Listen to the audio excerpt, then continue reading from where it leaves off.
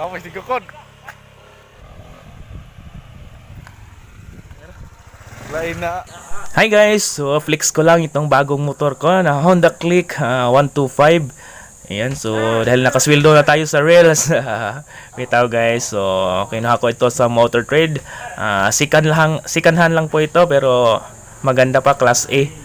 So ayan, try natin itong paandarin guys. So tara, let's go!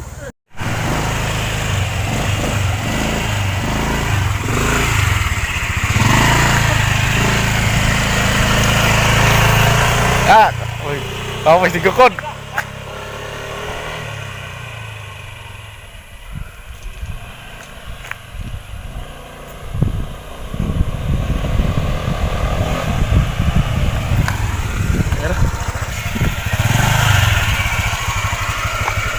Oh guys, yung motor guys bago guys, Click 125.